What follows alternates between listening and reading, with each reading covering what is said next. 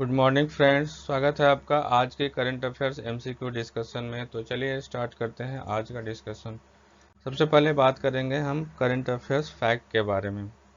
तो पहला फैक्ट जो है वो ऑस्कर 2025 में भारत की आधिकारिक प्रविष्टि के रूप में जो है लापता लेडीज को चुना गया है, यानी कि नॉमिनेशन मिला है लापता लेडीज को।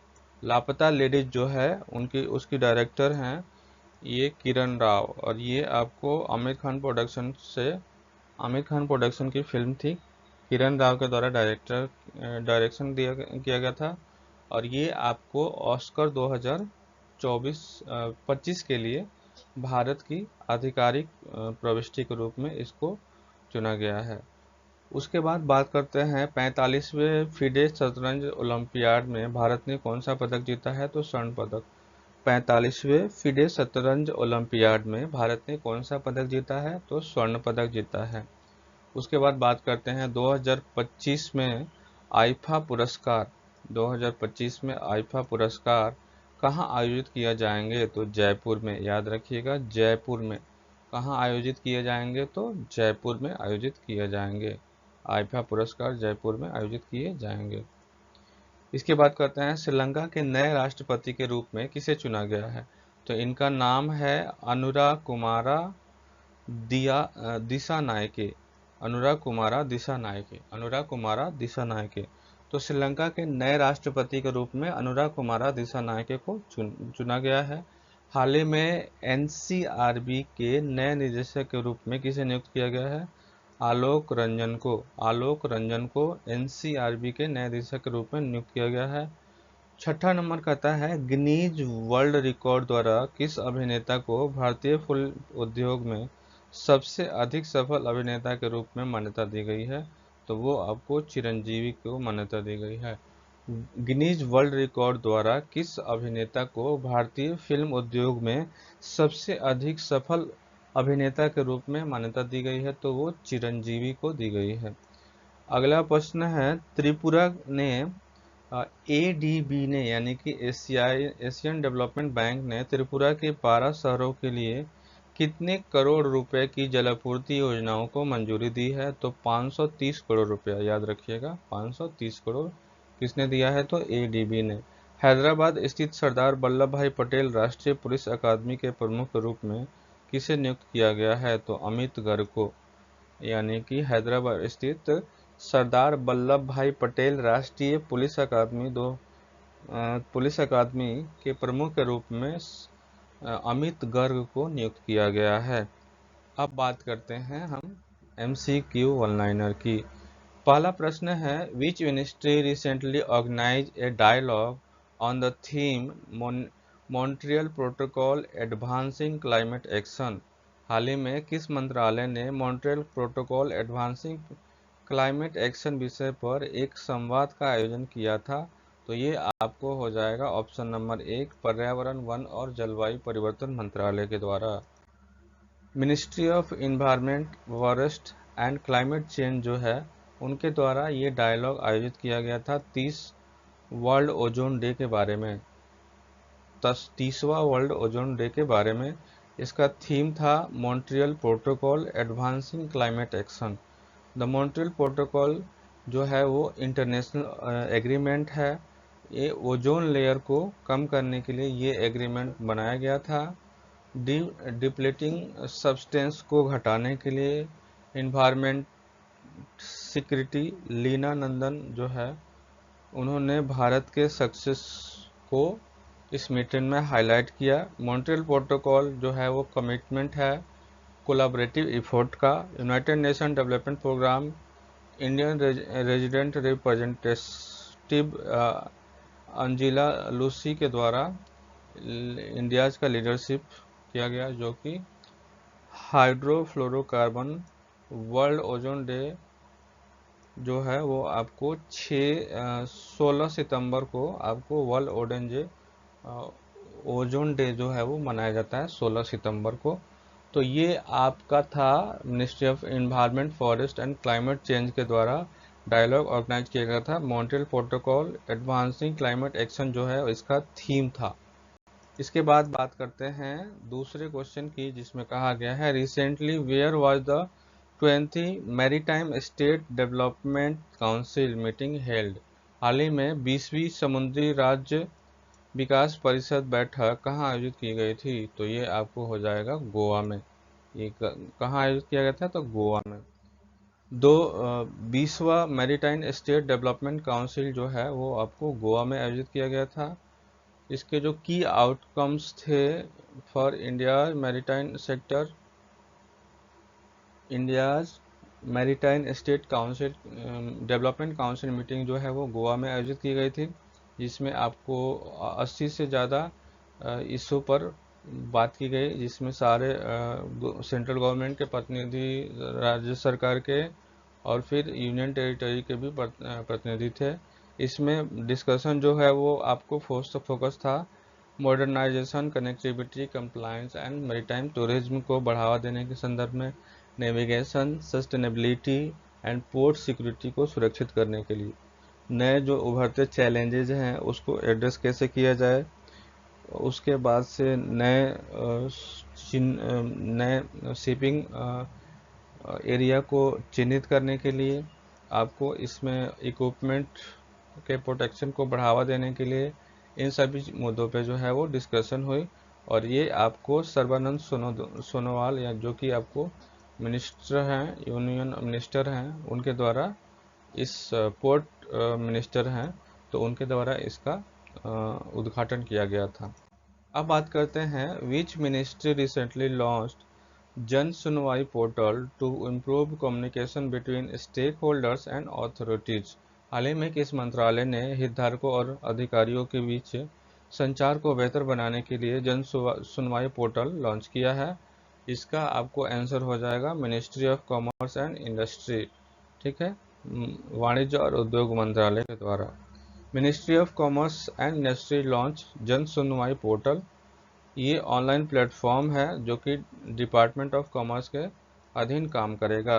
ये पोर्टल, इसका उद्देश्य है improve communication between stakeholders and authorities. उनको direct and transparent channel provide कराया जाएगा जो उनके व्यापार और इंडस्ट्री से रिलेटेड इशू को सॉल्व करने के लिए होगा। इसमें people to file grievance online, removing the need of official visit. अगर उनको कोई समस्या है तो वो ऑनलाइन उस समस्या को दर्ज करा सकते हैं। और ये आपको पोर्टल के द्वारा कॉमर्स और बिजनेस सेक्टर के हर्डल, जो चुनौतियां हैं, उनको थोड़ा सा रिड्यूस किया जाएगा और उसमें सुधार किया जाएगा। ये आपको इसमें बहुत सारे डिपार्टमेंट शामिल हैं, जैसे directorate general of foreign trades, tea board, coffee board, spice board, rubber board इत्यादि। अगला क्वेश्चन है recently which country become a new member of the BRICS New Development bank.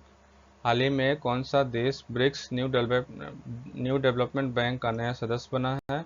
Algeria. याद रखिएगा, अल्जारिया जो है वो आपको नया सदस्य बना है। अल्जारिया जो है वो न्यू सदस्य बना है ब्रिक्स न्यू डेवलपमेंट बैंक। ये आपको मेंबरशिप हासिल हुआ है इनको सितंबर 2024 में।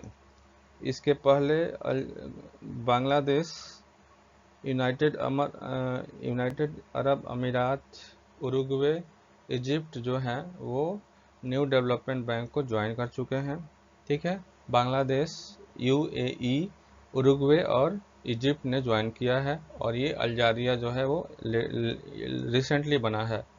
ये न्यू डेवलपमेंट बैंक जो है वो मल्टी सेक्टरल डेवलपमेंट बैंक है, जो कि ब्रिक्स नेशन के द्वारा डेवलप किया गया है, जिसमें ब्राज़ील, रसिया, इंडिया, चाइना और साउथ अफ्रीका शामिल हैं, ठीक है।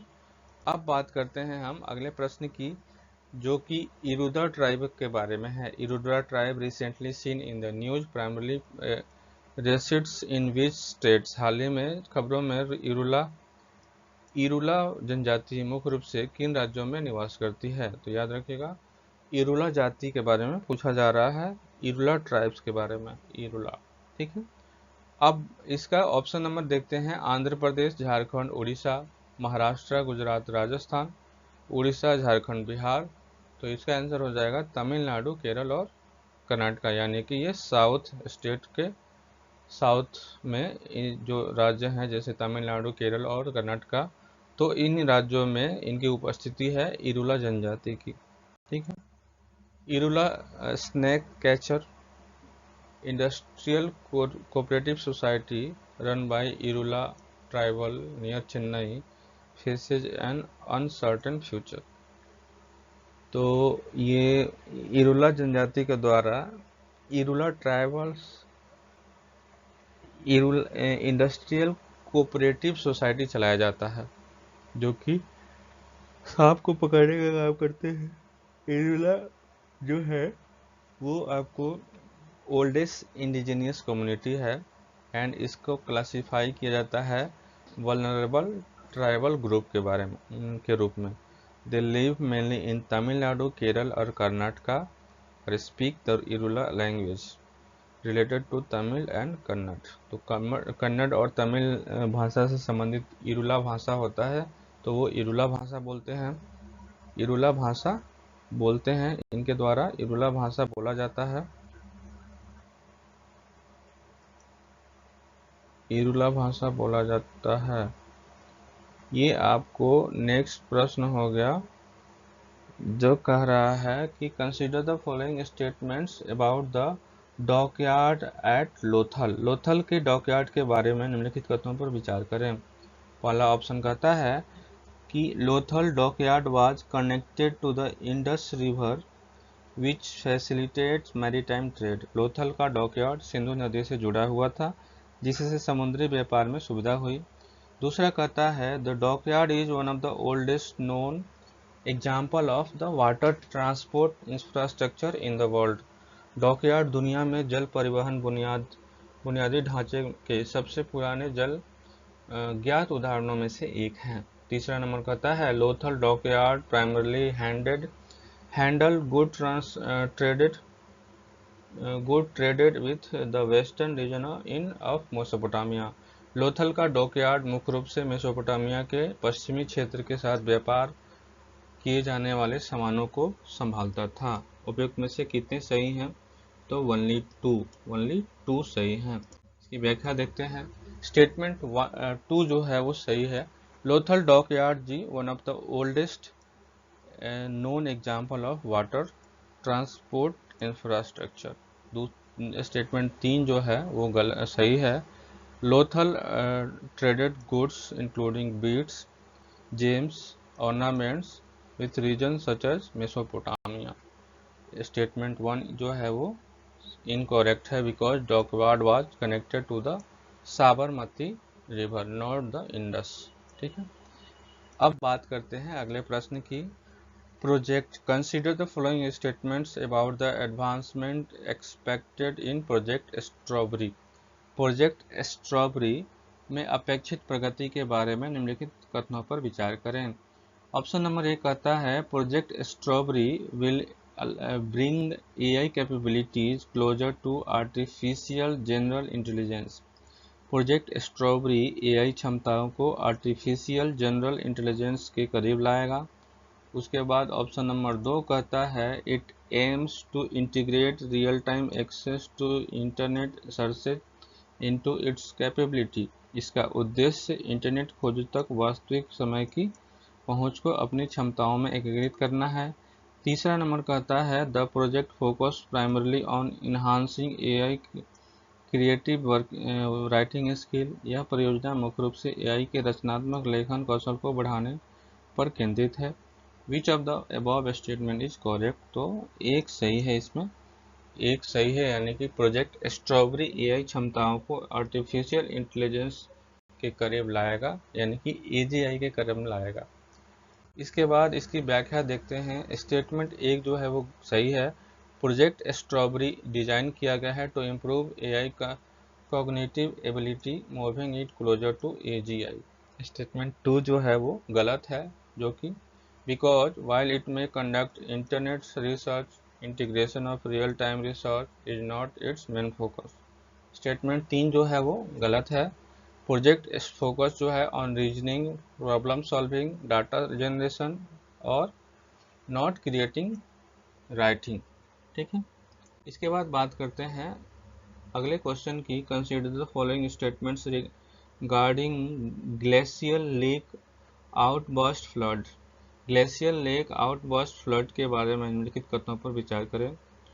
ऑप्शन नंबर 1 कहता है GLOF are caused by failure of unstable dams made of ice और loose sediments around glacier lake.